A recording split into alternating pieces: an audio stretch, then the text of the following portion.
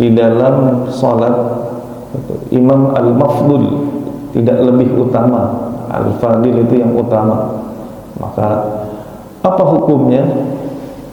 Syarat menjadi imam, keutamaan yang utama adalah aqra'uhum li kitabillah, paling banyak hafalannya. Kalau seandainya ada yang tidak hafalnya tidak lebih banyak daripada imam rawatibnya, apakah boleh maju? Ini dari sisi hafalan. Kemudian dari sisi kefakihan, fikih sholatnya kurang lebih dari imam yang rawatibnya misal, apakah dia boleh maju? Maka boleh majunya pengganti imam itu disebabkan karena udurnya imam rawatib. Misal Ustadz Saiful di kamar mandi lama, kalau memang ditunggunya terlalu lama, maka boleh imam penggantinya maju ke depan. Tapi kalau sudah imam rawatibnya memang ada 2 atau 3, maka tinggal ganti imam rawatib. Gimana kalau misalkan imam rawatibnya 1, nah ini masih ada uzur syar'i, maka dia harus ditunggu sampai benar-benar selesai hajatnya. Kalau memang bisa dipanggil, bahkan dalam Syarhul Muhadzab, Majmu' Syarhul Muhadzab, Imam An-Nawawi katakan kalau memang bisa dipanggil, kalau rumahnya dekat. Kalau pas lagi imam rawatib di Muhajirin misalkan jadwalnya Ustadz Ulum, ini di center, kalau mau manggil gimana? Ini terlalu jauh. Misal imamnya di Semper, di belakang Haji Mukni nggak ada, Ustadz Saiful nggak ada, saya nggak ada, maka bolehkah yang tidak lebih afdal itu maju? Maka boleh, tapi minimal Al-Fatihahnya benar gitu. Kalau Al-Fatihahnya benar, suratnya berantakan, bagaimana? Boleh maju juga kan? Kalau suratnya dia nggak benar, berantakan, nah, ini sebenarnya masih bisa ke depan. Cuman kalau memang nyari yang benar-benar, ya cari yang bacaan setelah Al-Fatihahnya juga benar. Kadang Al-Fatihahnya benar, surat setelahnya suka agak berantakan itu. Yang sa dibaca sa, huruf sa dibaca sin, huruf ha besar dibaca ha kecil. Kemudian bagaimana kalau seandainya imam tadi nggak ada? Maka ini terjadi kepada Rasulullah. Li haditsil Mughirah bin Syu'bah. Jadi satu waktu Rasulullah SAW itu hina kana ma'an Nabi fi ghazwati Tabuk. Jadi waktu Fathu Mekah tahun 9 Hijriah, 8 Fathu Mekah. Setelah itu tahun-tahun itu kan dikatakan idza jaa nasrullahi wal fath wa ra'aitan nas yadkhuluna fi dinillahi afwaja. Jadi ketika itu orang masuk Islam berbondong-bondong, orang-orang Arab masuk Islam berbondong-bondong. Ini menggemparkan jazirah Arab itu. Nabi Muhammad Fathu Mekah sampai akhirnya orang Romawi, bahkan yang ada di daerah utara, kalau utara Madinah itu sebelah mana itu? Belakang masjid. Kalau menghadap kiblat itu berarti sebelah selatan. Posisinya Ka'bah itu, Mekah itu selatannya Masjid Nabawi. Jadi selatan Masjid Nabawi itu itulah kota Mekah. Di utara, kalau kita ke utara itu ada Uhud. Nah, Uhud itu di utaranya Masjid Nabawi, Uhud. Nah, ada satu Uhud menyendiri. Jadi karena memang bukit Uhud itu menyendiri dari gunung-gunung lainnya, makanya disebut dengan Uhud. Kalau ada orang suka nyendiri, nggak mau gaul, disebutnya Uhud. Ya Uhud, nggak mau gaul, sukanya menyendiri.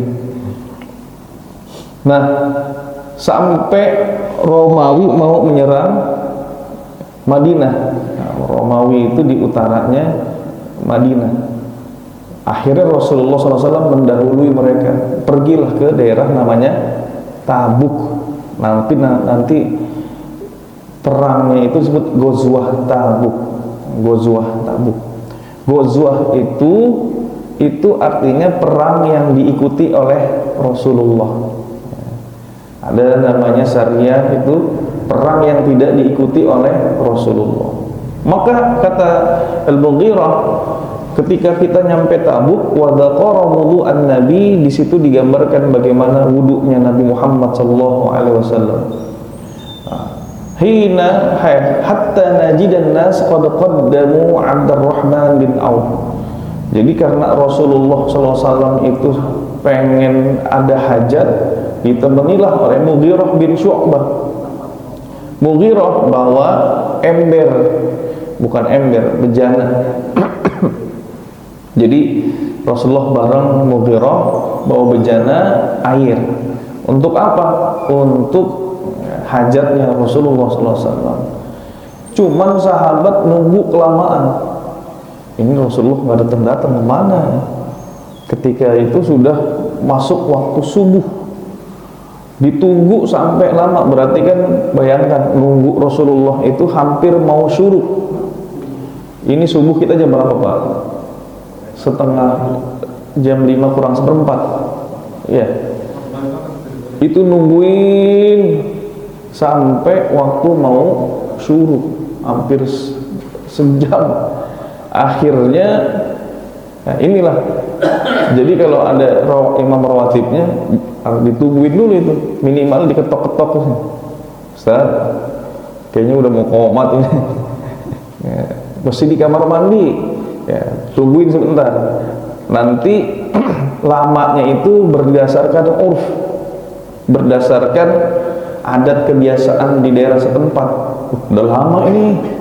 Nah, kalau cuman baru belum sampai 0 mah belum terlalu lama. Nunggu dulu sampai nit. Nah, kasih spare waktu semenit 2 menit lagi. Nah, masih bisa tungguin imam rawatibnya. Ini kelamaan, hampir mau suruk. Akhirnya qaddamu Abdurrahman bin Auf, maka mereka sahabat memajukan Abdurrahman bin Auf. Beberapa kali ya Abdurrahman bin Auf, Abu Bakar mengimami. Ketika Umar bin Khattab itu ditusuk ya, itu pun yang dimajukan adalah Abdurrahman bin Auf. Ini salah satu fikihnya, kalau ada imam sakit jatuh gelepar, jangan semuanya batal. Ada imam dipukul semuanya ikut batal. Pernah lihat ada imam dipukul langsung batal semua, diambil orangnya dipukulin. Padahal ketika Umar bin Khattab itu ditusuk ya, kemudian apa yang dilakukan oleh Umar? Cukup minta istikhlaf, minta pengganti jadi imamnya. Siapa penggantinya? Abdurrahman bin Auf. Yang lainnya 2-3 orang ngurusin nggak apa-apa, maju. Imam tiba-tiba kok sujud nggak bangun-bangun ini, ternyata meninggal, ada ya. Maka cukup 1, 2, 3, 2 orang minggirin, atau 2-3 orang cari bantuan 1. Jadi nggak batal semuanya, sholatnya tidak boleh dibatalkan. La tubtilu a'malakum, jangan kalian batalkan a'mal, di sini sholat kalian. Ini Abdurrahman bin Auf maju. Fasalla bihim hina kana waqtus shalah. Jadi masih dalam keadaan waktu sholat, belum keluar suruk. Akhirnya Nabi datang. Ketika Nabi datang, faqama Rasulullah fasafa ma'al muslimin. Ketika Rasulullah berdiri bersama mereka, Fasalla wara'a Abdurrahman bin Auf raka'at tsaniyah. Jadi ketinggalan rakaat satu rakaat Rasulullah. Salat di belakang Abdurrahman bin Auf dengan kondisi salatnya ketinggalan satu rakaat. Falamma sallama Abdurrahman, maka ketika Abdurrahman salam, assalamualaikum warahmatullahi, assalamualaikum warahmatullahi. Qama Rasulullah yutimmu salatahu, Rasulullah berdiri menyempurnakan salatnya. Selesai itu falamma qada Rasulullah salatahu aqbala alaihim. Selesai salat Rasulullah menghadap kepada para sahabat. Apa yang diucapkan oleh Rasulullah? Ahsantum. Jadi kalau orang Arab bilang bagus, bagus itu bilangnya ahsantum, kalian benar. Nah, kalau perempuan ahsan, ya ahsanti. Jadi ahsanti. Ibu-ibu kalau bacaannya bagus, paling senang dibilang ahsanti. Pada ketawa dia. Padahal ahsanti itu kamu bagus, ahsanti. Kalau dibilang jayyid, biasa aja. Ya, jayyid, thayyib. Tapi dibilang ahsanti, wah senang. Ahsantum atau qad asabtum, kata Rasulullah, kalian benar. Artinya apa yang dilakukan oleh sahabat ketika tidak ada imam rawatibnya. Ini di sini maksudnya Rasulullah sebagai pemimpin, maka boleh maju seseorang ya, yang pasti dengan syarat fikihnya juga mumpuni. Karena kata Rasulullah, liyali ini hendaklah di belakangku itu dawi ahlil hilm, orang yang sudah balik, dan ya, ahlul hilmi wa dawin nuha, orang-orang yang paham. Kemudian ibabatul musafir lil muqim sahihah. Masuk ke pembahasan imamnya seorang musafir. Ini wayud. Kemudian lil mukim, bagi orang yang mukim. Ada mukim, ada mustautin. Mukim berarti dia, kalau bapak pergi ke Surabaya, pulang kampung seminggu, nyampe Surabaya, kira-kira boleh kosor apa enggak di situ? Boleh nggak Pak? Seminggu, maka terputus untuk mengkosor dan menjamaknya kalau sudah masuk ya, belum masuk 3 hari, datang turun di Surabaya, karena sudah tahu bahwa dia akan berdiam diri seminggu, maka datang sudah dianggap mukim. Beda mustautin. Mustautin orang kampung, mukim lebih dari 4 hari. Dalam madhab Syafi'i, waktu kedatangan dan waktu perpulangan nggak dihitung. Masuknya hari Senin ke Surabaya, tinggal sekitar 4 hari atau lebih, Senin, Selasa, Rabu, Kamis, Jumat, Sabtu, itu waktu perpulangan nggak dihitung, masih bisa dia untuk jamak kosor. Hari Senin nggak dihitung, masuk kalau sudah Selasa, Rabu, Kamis, Jumat, nah ini berarti udah 4 hari, nggak boleh. Kalau masih 3 hari, Senin masuk ke Surabaya, Selasa, Rabu, Kamis, Jumat pulang, maka selama Senin sampai Jumat dia masih boleh punya jamak kosor, boleh. Tapi kalau Sabtunya baru pulang, berarti dia Senin itu nggak dihitung, Selasa, Rabu, Kamis, Jumat udah 4 hari, hilang masa berlaku rukhsah musafir, Sabtu pulang. Semenjak kapan hilangnya? Semenjak nuzul. Nuzul itu semenjak dia turun di tempat dia tujuan. Ada kata Ustaz, ada Buya Yahya ngebahas masalah begini, ada Ustadz nggak ikut jamaah, saya masih kosor ya. Udah berapa hari di sini? Udah seminggu. Lah, seminggu masih kosor. Datang ketika pertama, niatnya seminggu, udah ketahuan itu. Tapi kalau misalkan sakit, pergi ke Singapura, nggak tahu kapan selesai penyakitnya, perawatan di sono, sampai dia sebulan pun, ya, 18 hari, maaf. Rasulullah Fathu Mekah itu sampai sekitar 18 hari, itu masih di kosor. Kenapa? Karena tidak diketahui kapan selesai urusannya. Beda.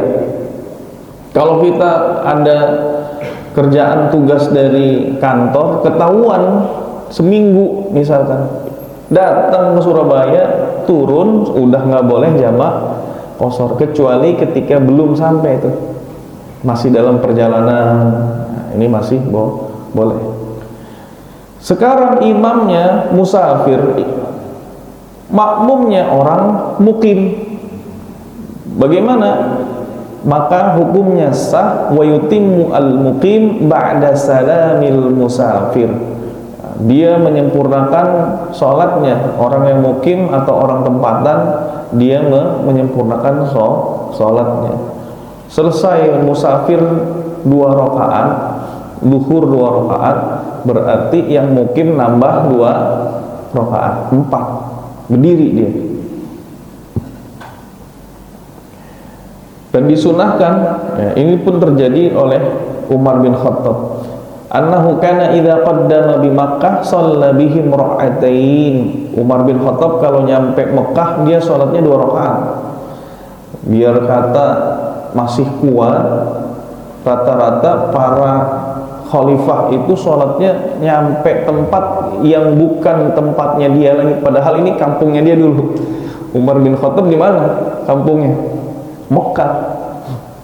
Tapi ketika haji, kemudian datang ke sana, ketika umroh, ketika ada urusan di kota Mekah, sholatnya 2 rakaat, sholat yang 4. Annahu kana idza qaddama bi Makkah shalla bihim rak'atain tsumma yaqul.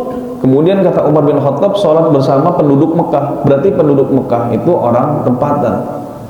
Ya ahla Makkah, orang-orang Mekah, woi, atimmu sholatakum fa inna qaumun safar. Kalau saya adalah orang yang lagi safar, kalian sholatnya lengkapin. Ini maka sebagian ulama sunnah ngasih tahu. Jadi kalau ada musafir tiba-tiba nih tempatnya sepi, kita berkunjung di situ, melintas atau lewat sejenak, ada orang kayaknya bukan rombongan kita, maka sunnah dia mengatakan selesai sholatnya, inna qaumun safar atimmu sholatakum, kami ini dalam perjalanan, nanti kalian lanjutin. Kalau bisa sebelum sholat nggak apa-apa, ya, nanti kalian lanjutkan sholatnya, sempurnakan jadi tetap 4 rakaat. Ini kalau kita musafir. Amma idza shalla al-muqim khalfal musafir, ya, kalau seorang mukim di talaban li fadlil jamaah, nah, ini sama. Sekarang kebalikannya nih, ini yang sering terjadi. Imamatul mukim, imamnya mukim lil musafir sahihah. Imamnya mukim, imamnya sholatnya, kalau orang mukim sholatnya berapa rakaat itu? Duhurnya 4. Maka wa yutimmu al musafir mislu salati imamih. Maka seorang musafir harus menyempurnakan sholatnya. Niatnya dari awal dia harus langsung 4 rakaat. Kita berhenti di SPBU. Maka nanti kata para ulama, caranya membedakan imam musafir sama imam mukim. Idza syakka al-musafir fi imamihi, bapak berhenti di bukan SPBU, atau dia masjidnya masjid lintas aja, masjid yang buat biasa berhenti itu masjid apa? Nah, kalau ada tempat masjid yang biasa dipakai berhenti, maka ini bisa menjadi dalil imamnya biasanya bukan imam rawatib, imam orang lalu lalang aja, musafir. Fala yakhlu al-amr minal halayin antakuna hunaka qarinah. Bisa jadi ada pembandingnya imamnya, tadullu ala anna al-imam ala safar. Kalau kita bisa perhatikan imamnya, kayaknya imamnya imam musafir nih. Atau yang kedua, idza lam takun hunaka qarinah, berhenti di satu tempat di masjid, kita nggak bisa bedain ini imam mukim apa imam musafir. Kalau kita nggak punya qarinah, beda lagi hukumnya. Pertama, kalau kita tahu yakin ini imam pasti musafir, kata para ulama, bedainnya gimana? Lihat bajunya. Ini baju kayaknya bukan baju orang pergi-pergian ini, bukan orang tempatan. Biasanya kalau orang tempatan kan pakai gamis, pakai apa? Koko. Musafir kan jarang gitu. Dilihat dari mananya. Kalau kita ada qarinahnya, kita lihat apa dia musafir apa bukan. Kenapa? Karena mempengaruhi niat. Kalau kita yakin imamnya musafir, maka boleh nanti niatnya taklik. Taklik itu menggantungkan. In qasara qasartu. Kalau imamnya dia qasar, gua qasar. In atimma, kalau dia imamnya atamma, dia sholatnya 4 rakaat, gua sholat 4 rakaat. Sah nggak? Kalau itu dia yakin bahwa imamnya musafir, maka takliknya tadi, taklik itu menggantungkan tadi, niatnya tergantung imam. Kalau imamnya dua. Jadi bapak pas lagi sholat, niat sholat duhur sama asar, kayaknya musafir nih. Niatnya gimana? Kan bingung, ini imamnya 4 rakaat apa 2 rakaat? Maka nanti dibahas. Kalau benar dia musafir, bapak boleh langsung sebenarnya tanpa taklik bisa. Artinya tanpa menggantungkan niat kepada si imam bisa. Kenapa? Karena memang asalnya musafir, dia boleh dapat rukhsah 2 rakaat. Datang ya. Maka niatnya tadi apa? Langsung 2 rakaat boleh. Ternyata imamnya bangkit jadi 4 rakaat. Ini kita bahas. Ini kejadian kemarin, berhenti kita transit di Oman. Datang, kayaknya ini bukan musafir deh. Mukanya kayak orang Arab situ, Pak. Jadi imam. Wah, ini orang mungkin pegawai sini nih. Pegawai sini. Sebenarnya ini sholat kan sholat maghrib sama sholat isya. Maghrib dulu apa isya dulu ya?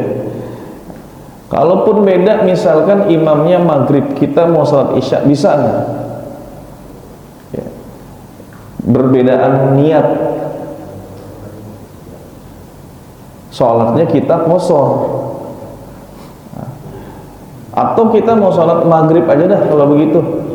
Cuman kita nggak tahu ini imam maghrib apa isya. Boleh kita sholat niatnya maghrib, perbedaan niat ya. At-tafarruq fin niyah itu boleh. Perbedaan nih niat. Imamnya maghrib, kita sholat isya, atau imamnya isya, kita sholat maghrib. Syarat qasar, syaratul qasar an la yaqtadiya bi mutim. Syarat qasar itu tidak boleh ngikutin imam yang sholatnya sempurna. Imamnya sholatnya sempurna, kita nggak boleh niat qasar. Datang kita di satu masjid, imamnya ini sholat zuhur 4 rakaat apa qasar 2 rakaat. Maka tadi kalau ada qarinahnya, ada pembandingnya, ada ciri-cirinya, tapi kita yakin bukan dugaan, maka langsung niatnya sholat qashar boleh. Sawa'un kana al-mutimmu muqiman aw musafiran. Jadi faman iktada bi mutimmin fi lahdatin min salatihi lazimahul itmam. Barang siapa mengikuti imam, ya, mutimmu fi lahdah, walaupun dia cuma sebentar ngikutinnya, imamnya imam muqim, kita ngikut cuman dari tahiyat akhir doang, mau salam nanggung, kita langsung ambil takbir Allahu Akbar. Nah, ini berarti kita sudah menjadi makmumnya. Bapak, gua kan udah selesai, di imamnya kan udah selesai, berdiri aja dah 2 rakaat. Kalau terbukti bahwa imamnya imam muqim, maka kita lanjutin jadi 4 rakaat. Nggak bisa 2 rakaat, karena kita bermakmum kepada imam muqim. Ini kita harus tahu tuh. Datang tiba-tiba, udahlah gua sholat qashar aja 2 rakaat. Ternyata imamnya tadi selesai orang tempatan. Kok bisa tahu kita imam tempatan? Kenapa? Zikir dia setelah itu. Astagfirullahaladzim, astagfirullahaladzim, astagfirullahaladzim. Kalau musafir jarang, jarang dia zikir bersama. Oh, ini imamnya imam tempatan, ini ada zikirnya. Karena di rest area itu yang pulang dari mana itu, ada khusus ditempatin imamnya, pakai gamis lagi. Oh, ini beda ya, ada imamnya itu di rest area. Nah, pas kebenaran kita sholatnya waktu isya berbarengan, pas gitu, ada imam rawatibnya ya. Gimana kita tahu? An yudrikahu qablas salam ya. Misalkan bapak dapat sebelum salam, maka itu dianggap menjadi makmumnya. Au yahdutsul imam aqaba ihramil makmum. Kita sudah datang, imamnya udah sholat, kita sholat Allahu Akbar di belakang dia, imamnya kentut. Setelah itu dia wudu, berarti kita sudah menjadi makmum. Karena kita nggak boleh lanjut 2 rakaat. Setelah imam kita masuk ke dalam posisi makmum, walaupun sejenak setelah itu imamnya kentut, maka tetap harus dilanjutkan menjadi 4 rakaat. Nggak boleh 2 rakaat, karena sudah terhitung menjadi makmumnya dia tadi.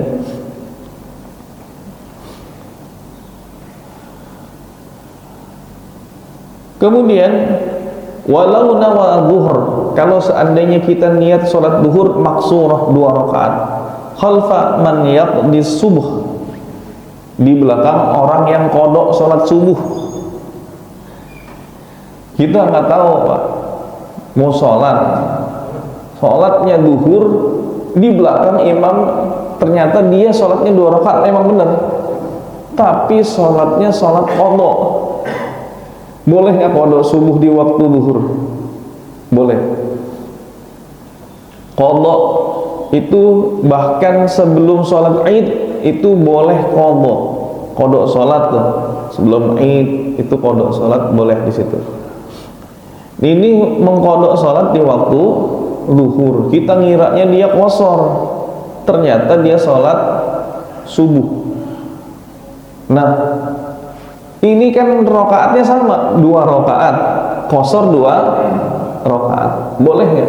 Subuh itu 2 rokaat. Kalau tadi kan mukim 4 rokaat, mukim sholat duhur 4 rokaat. Tapi ini jumlahnya sama, subuh sama sholat duhur qashar. Bagaimana? Yang pertama, ya tadi sufata satu aujah, ada 3 pendapat dalam mazhab Syafi'i. As-shahah ya Pak, yang paling tepat diantaranya biittifaqihim la yajuzu al-qasar, tidak boleh mengqasar. Jadi kalau di depan kita ada yang qadha subuh salat subuh 2 rakaat, kita sebagai musafir karena ngikutin imamnya imam mukim, maka sholat kita setelah imamnya salam, assalamualaikum warahmatullah, assalamualaikum warahmatullah, bangkit lanjutin menjadi 4 rakaat. Kenapa? Karena imam kita imam mukim, imam tempatan situ. Yang kedua, yazuzu li ittifaqihima fil adad. Boleh kita mengqosor sholat duhur kita. Kenapa? Karena ada kesamaan rakaat. Imamnya 2 rakaat, kita juga 2 rakaat. Nih. Jadi boleh, pendapat kedua dalam mazhab Syafi'i. Yang ketiga, in kana al-imamu musafiron, kalau imamnya musafir lagi qodok subuh 2 rakaat, maka makmum boleh qodok. Fal makmum al-qasr wa illa fala. Tapi kalau misalkan imamnya mukim, nggak boleh. Ini pendapat ketiga, dikatakan pendapatnya kurang tepat, lemah. Jadi intinya jarang-jarang juga kita nemuin orang qodok sholat subuh waktu duhur kita makmum. Ini kalau kejadian itu. Kalau kejadian ada imamnya sholat subuh, waktu duhur dia qodok, maka 2 pendapat aja diambil. Kita boleh sholat qosor. Kenapa? Karena imamnya sholatnya 2 rakaat. Atau kita ambil pendapat yang lebih asoh. Asoh itu yang lebih benar menurut pendapat madhab Syafi'i, dia 4 rakaat. Bapak kita 4 rakaat. Gimana kalau di belakang sholat Jumat? Walau nawa duhur maksuratan. Kalau niat kita sholat duhur, sempat kan waktu itu Jumatannya. Tapi misal kita niatnya niat duhur, imamnya imam Jumat. Khalfal Jum'ah musafiron kana imamuha au muqiman. Baik imamnya imam musafir atau imam muqim, maka ada 2 cara. Dalam mazhab Syafi'i, wa huwa nasuhu fil imla, ya, wa bihi qat'ul musannif wal aktsarun, termasuk pendapatnya Imam An-Nawawi, Imam Syafi'i, la yajuzul qasra li'annahu mu'timmu bimutim. Ya. Jadi kita nggak boleh qasar karena kita mengikuti sholat yang sempurna. Ya.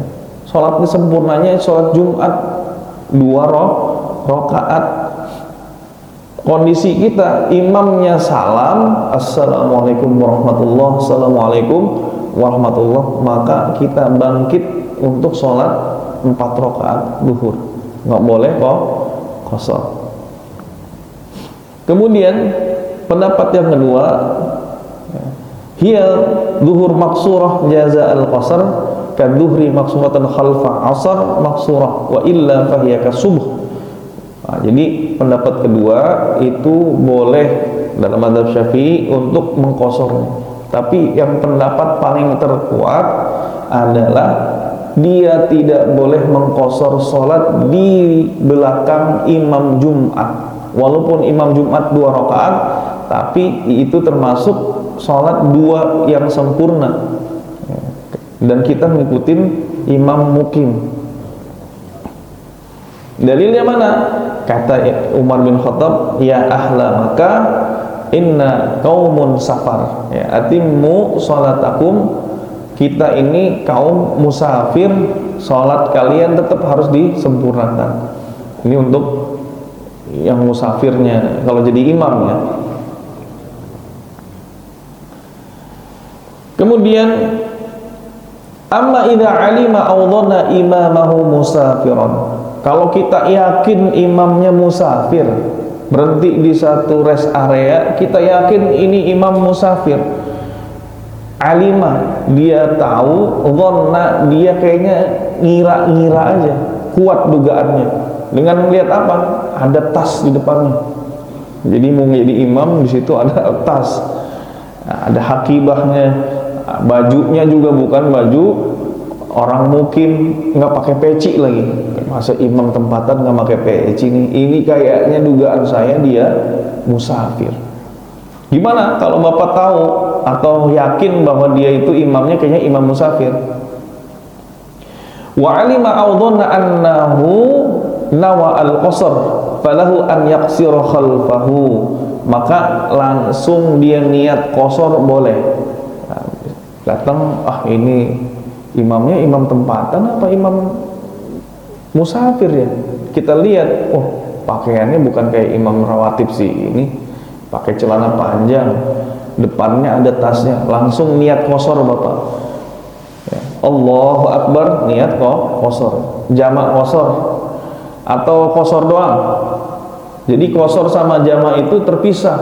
Niatnya duhur 2 rakaat tanpa asar, itu namanya qasar aja 2 rakaat.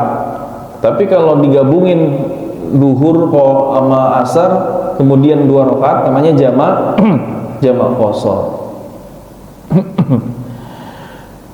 Kemudian juga kita tahu ini imamnya musafir, atau kita dugaan kuatnya imamnya musafir, cuman kita nggak tahu dia niatnya itu qasar apa jamak. Ini imamnya niatnya jamak apa qasar? Kan gitu ya, kadang-kadang kita bingung ya, udah gue sholat sendiri aja deh. Padahal mah kalau kita tahu imam itu imamnya musafir dengan ciri-ciri dan tanda pakaiannya, kemudian dilihat dari pembanding-pembanding lainnya, maka falahul qasar, boleh dia langsung niat untuk sholat qasar. Langsung. Jadi Bapak nggak usah ragu, jamak apa qasar ya, 4 rakaat apa 2 rakaat ini. Tapi kita melihat imamnya kayaknya musafir, langsung niat qasar boleh, falahul qasar. Wala yaduru asyak fi niyati imamihi, tidak menjadikan tidak berpengaruh keraguan-raguan di dalam niat imamnya, apakah dia 4 atau 2, nggak masalah, langsung niat. Kenapa? Li'anna adh-dhahira min halil musafir niyatul qasar, karena secara zahirnya dalam keadaan musafir itu orang secara zahirnya adalah niat qasar. Ini sekarang, walau jahila niyata imamihi al-musafir fa'allaqa 'alaiha. Kita tahu sekarang imamnya musafir, cuman kita nggak tahu dia 4 atau 2, maka pakai ta'liq. Ta'liq itu menggantungkan. Kalau kita nikah di belakangnya ada sighah ta'liq. Sighahnya kalau seandainya saya selama 3 bulan berturut-turut ya tidak menafkahi, maka jatuhlah talak saya kepada istri. Jadi itu namanya sighah ta'liq, menggantungkan. Kalau saya meninggal, rumah ini saya wakafkan, namanya wakafnya dengan wakaf ta'liq. Jadi wakafnya tapi pakai sighah ta'liq. Cerai, talak, kalau seandainya lu sampai main ke rumahnya dia, udah gua larang tetap main ke rumahnya dia, maka jatuhlah talak saya, namanya talaknya talak ta'liq. Nah ini sekarang ta'liq juga, cuman ta'liqnya ta'liq kepada niatnya imam. Bapak bingung mau niat 2 rakaat apa 4 rakaat, udahlah gua niatnya begini aja, in qasara qasartu, kalau imamnya qasar gua qasar. In atamma atmamtu, kalau imamnya dia menyempurnakan salatnya 4 rakaat, gua salat 4 rakaat. Jadi niatnya 2, niatnya antara salat 2 rakaat atau 4 rakaat. Pernah begitu nggak Pak? Pernah ya? Bingung lah, terserah imamnya aja dah. Kalau imamnya 2 rakaat, gua 2 rakaat. Kalau dia imamnya bangkit 4 rakaat, gua 4 rakaat. Karena kita nggak tahu niatnya si imam 4 apa 2. Maka yang paling tepat dalam pendapat madhab Syafi'i, yang pertama as-sahhahuma, sihhatut ta'liq, sah niat dengan mentaklik tadi, dengan menggantungkan niat itu sah. Kemudian yang kedua pendapatnya la yajuzu al-qasr li syak, tidak boleh mengqasar sholat dalam keraguan-raguan. Karena yang namanya syarat qasar, dia harus mengikuti imam yang selain imam mukim. Nggak boleh mengqasar sholat di belakang imam yang mukim, yang 4 rakaat sholatnya. Tapi yang paling kuat pendapatnya adalah tepat, boleh mentali. Kemarin juga begitu kita, Ustaz, ini kita sholat di mana nih? Ikut nggak? Karena dia kelihatan kayak orang Arab, ternyata orang Indonesia yang imamin nih, di Masjid Transit itu di Oman. Bisa kita ikut langsung, cuman kita masalahnya niatnya ini kayaknya orang mukim, kata saya. Kita 4 rakaat, Bapak mau 4 atau 2? Nanggung lah, nungguin selesai dulu aja. Nah, ternyata dia sholat selesai itu sholat maghrib, sholat isya. Tadi kita sholat maghrib, sekarang kita mau sholat isya. Lah, bahasa Indonesia. Ternyata dia orang Indonesia, cuman pakaiannya kita bingung. Nah, nggak kayak pakaian kita. Akhirnya udah, berarti kita ngikut dia. Ya. Sebenarnya kalau misalkan kita tadi mau duduk turun gimana? Karena kita nggak tahu itu imamnya musafir atau mukim, maka kita nggak boleh niat 2 rakaat. Tetap harus lanjut sempurna. Kalau maghrib ya berarti 3 rakaat, isya 4 rakaat. Maghrib nggak bisa diqasar. Ini permasalahan mengenai imam musafir dan imam mukim. Kemudian wa in insarafa wa lam yadhhar lil ma'mum ma nawahu fa wajhani masyhurani. Kalau imamnya belum jelas niatnya itu duhur atau niatnya qasar atau jamak, kemudian selesai dia sholat, kita cuma ngikut di 1 rakaat akhir, itu imam tadi sholatnya 2 atau 4 ya? Kita soalnya ngikutnya di rakaat terakhir, belum jelas buat kita imam itu duhurnya 2 rakaat atau 4 rakaat. Maka wahwa al-mansus qaulu Abi Ishaq, kemudian wa amatu ashabina, kebanyakan murid-murid Imam Asy-Syafi'i mengatakan bahwa wa in qala kuntu nawaitu al-itmam lazimahu al-itmam. Tadi niatnya udah niat sempurna 4 rakaat. Allahu Akbar. Nah, yang pertama wahwa al-mansus wa qul Abu Ishaq yalzimuhu al-itmam, maka dia wajib mensempurnakan sholatnya. Jadi 4 rakaat. Kita ngikut cuman di rakaat akhir, kita nggak tahu imamnya antara 2 rakaat atau 4 rakaat. Yang kedua, walau lam yukhbirhu imamuhu, kalau imamnya tadi belum mengasih tahu saya itu sholatnya 2 rakaat, saya qasar, belum dikasih tahu nih ke makmum-makmumnya.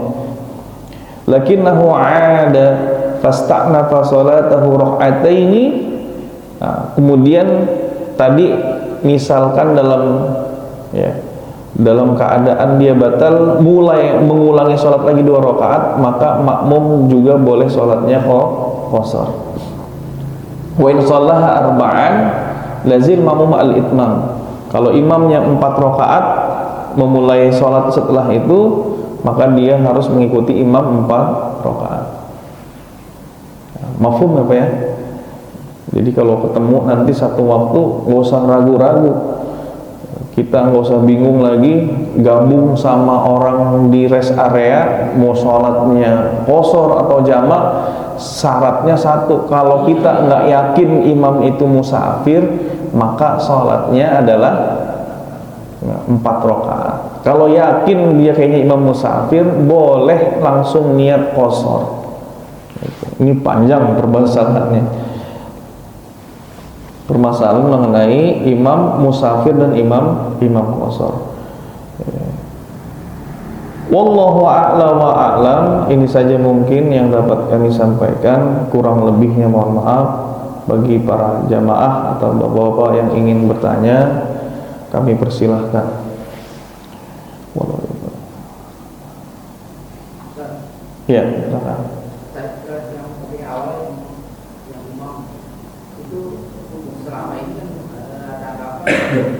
Yang menjadi makmum akan menanggung dosa-dosa kesalahan makmum. Itu benar nggak? Iya. Apakah seorang imam itu menanggung dosa-dosa makmum? Maka yang dimaksud dengan hadis Rasulullah SAW, al-imamu dhamin. Imam itu bertanggung jawab. Bertanggung jawab atas apa? Bertanggung jawab atas keabsahan sholat, bukan nanggung dosa. Makmum kalau bikin dosa kita yang nanggung. Artinya dosanya begini, dosa makmum itu apa? Dosa makmum tidak melengkapi syarat atau tidak melengkapi apa yang harusnya dibaca secara lengkap.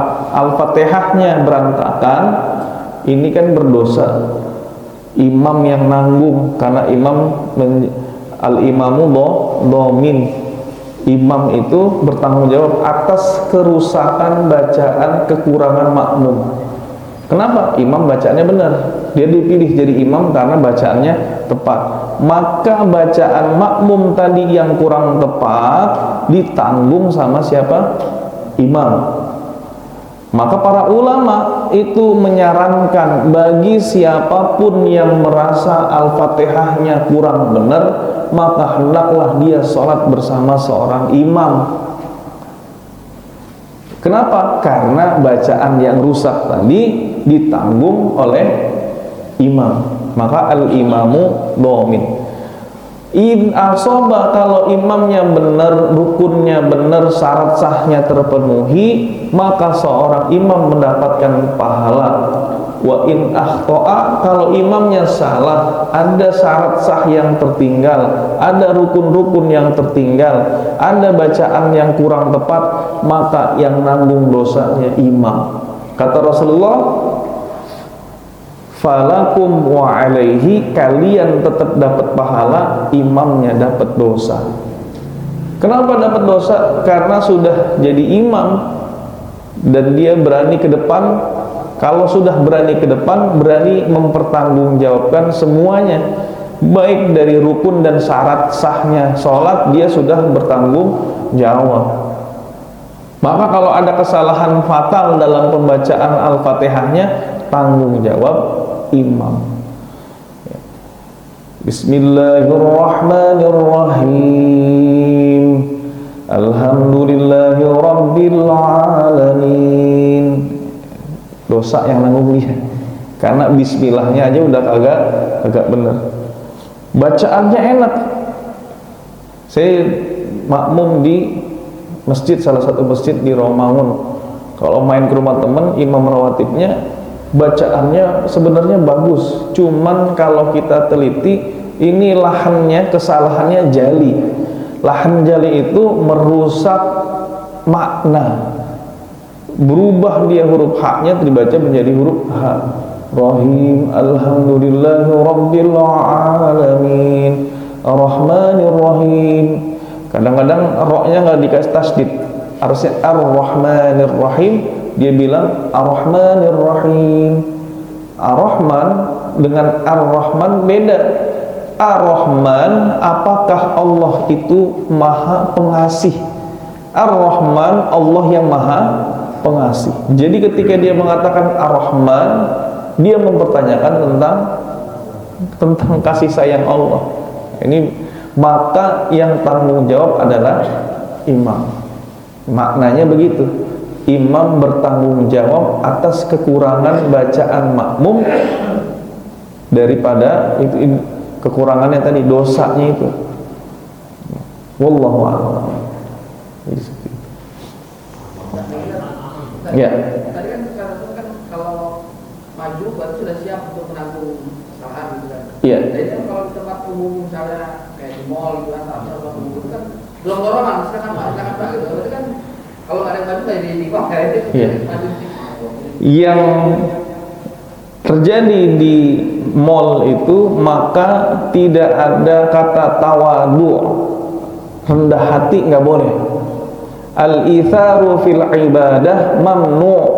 Jadi dalam kaidahnya al-ithar, mempersilahkan orang lain dengan tahu kualitas kita bahwa kita mampu, dan sudah tahu ketika misal ujian Pak D Al-Fatihah bener, Bismillahirrahmanirrahim bener tuh, bacaan yang ini bener, tapi nggak mau maju, salah. Kenapa? Dalam masalah ibadah, al-itharu fil ibadah mamnu, mendahulukan orang lain untuk beribadah itu terlarang. Dalilnya apa? Fastabiqul khairat, hendaklah kalian berlomba-lomba dalam kebaikan. Maka saya kalau di mall nggak pernah mau nyuruh orang, langsung aja ke depan, karena merasa bahwa Al-Fatihah saya benar, sudah ditasih sama para masyayikh, selesai. Jangan tawadu. Udahlah nggak apa-apa, biarin aja lah. Kenapa? Nanti dapatnya zong, Al-Fatihahnya kagak bener, kita akhirnya mufarokoh. Nggak boleh.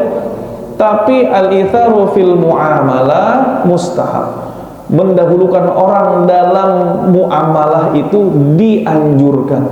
Hai Pak, makan Pak, makan. Boleh, silakan. Saya mah nanti gampang belakangan, boleh. Tapi kalau sop pertama, silakan maju Pak. Nggak boleh mempersilahkan orang untuk maju ke sop pertama, kita di sop belakangnya. Kita yang harus maju. Dalilnya fastabiqul khairat, hendaklah kalian berlomba-lomba dalam kebaikan. Jangan nyuruh orang maju ke sop pertama kalau kita mampu untuk masuk ke sop pertama. Jangan nyuruh orang maju ke depan jadi imam kalau kita mampu jadi imam. Karena kalau masalah agama fastabiqul khairat, tapi kalau masalah muamalah ta'awanu 'alal birri wat taqwa, saling tolong menolong. Lan tanalul birra hatta tunfiqu mimma tuhibbun, kalian tidak akan dianggap baik sebelum memberikan apa yang kalian sukai. Ini dalam masalah sosial. Jadi begitu. Kalau di mall, kalau kita pede, yakin bahwa kita Al-Fatihahnya benar, nyelonong aja ke depan, nggak apa-apa. Iya. Tapi kalau misalkan ulama bagi, gimana kalau sholatnya sir?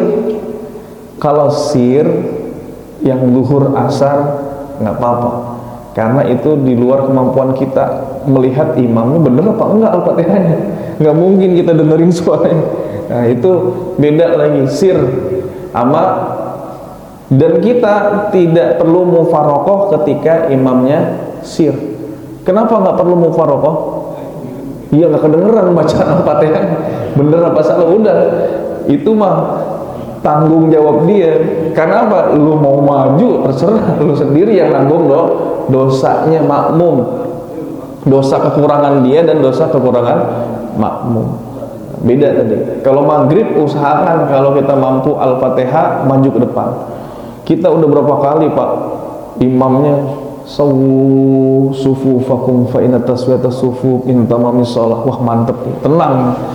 Pas sholat berantakan, perasaan tadi udah bener itu ya, jadi pas lagi nyiapin sholat mah hadisnya keluar itu, salu sufufakum, Al-Fatihah kulhunya juga berantakan. Nah, baca kulhu aja berantakan. Maka jangan mempersilahkan orang kalau kita, kecuali memang kita udah mau maju, ada yang maju duluan, kebenaran lah. Ya, biasanya orang-orang ada yang pengen ya model begitu, pokoknya imam mall lah. Kalau di mall gua harus jadi imam gitu. Wallahu a'lam. Ya. Ya.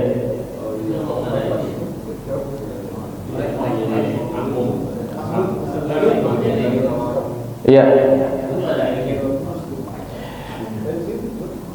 Imam seorang masbuk ditoel untuk menjadi seorang imam. Gimana? Datanglah sahabat Rasulullah, sholatnya ketinggalan. Kata Rasulullah, "Allah yatasaddaq." Emang di antara kalian nggak mau sodakoh? Gimana caranya sedekah? Jadi makmumnya. Niatnya apa tadi sholat waktu ketinggalan? Sendirian. Setelah itu sahabat disuruh sedekah. Sedekah kenapa? Karena sendirian mah dapat 1 derajat. Salatul faddi khairun min salatul jamaah khairun min salatil faddi bi 27 darajat. Salat berjamaah itu lebih baik dibandingkan salat sendirian 27 derajat. Ketika tadi salatnya sendirian dapat 1, datang kalau ada orang nepok di belakang dia jadi 27. Makanya kata Rasulullah, emang gak ada yang mau sedekah sama sahabatnya yang lagi sholat. Maka salah seorang sahabat berdiri ikut sholat. Duhurnya udah duhur 2 kali, gimana? Maka duhur yang pertama itu namanya ada dikerjakan pada waktunya ya. Kemudian ini sebagai kewajiban dia. Duhur yang kedua itu namanya i'adah dan hukumnya adalah sunnah. Maka nanti diambil orang sholat sunnah, makmumnya sholat wajib. Kok boleh? Boleh. Mu'ad bin Jabal sholat wajib bersama Rasulullah sholat Isya. Kembali ke kampungnya, dia mengimami sholat Isya lagi. Sholat yang pertama Isya bersama Rasulullah sholat wajib. Kedua dia ulangin di kampungnya adalah sholat sunnah, nafilah. Nah, jadinya yang makmumnya sholat di kampung itu sholat apa? Wajib. Di depannya imam sholat sunnah. Dalil diperbolehkannya bermakmum kepada orang sholat sunnah selagi surah atau bentuknya sama. Maksudnya gimana? Sama dalam bentuk gerakannya. Kalau di belakang orang sholat jenazah nggak boleh. Allahu Akbar, bapak tepok. Allahu Akbar, kita ruku, dia masih Allahu Akbar, ruku begini. Ya. Yang nggak boleh berbeda surah bentuknya. Sholat gerhana bulan kita nggak boleh makmum sholat Isya, nggak bisa karena dia berbeda gerakan. Tadi kalau sendirian ditepok udah jadi makmum, kita terlepas dari imam kan masbuk, berarti sudah hitungannya terlepas dari imam, maka boleh. Nggak usah dicolek begitu, nggak usah gini-gini, nggak usah gitu maksudnya ya. Itu boleh aja. Jadi hitung-hitung sedekah, hitung-hitung sedekah sama yang di belakang, biar dia dapat 27 derajat daripada sendirian. Wallahu a'lam. Ya, alhamdulillah. Hadirin yang dirahmati Allah Subhanahu wa taala, kita telah membahas mengenai macam-macam iman, anwa'ul imamah, macam-macam imam. Kita telah membahas mengenai imam mukim dan musafir. Mudah-mudahan apa yang kita kaji pada kesempatan subuh hari ini bermanfaat. Wallahu a'la wa a'lam. Mohon maaf atas segala kekurangan dan khilafan. Mari kita sama-sama akhiri ngaji kita dengan membaca kafaratul majlis. Subhanakallahumma wa bihamdika asyhadu an la ilaha illa anta astaghfiruka wa atubu ilaik. Assalamualaikum warahmatullahi wabarakatuh.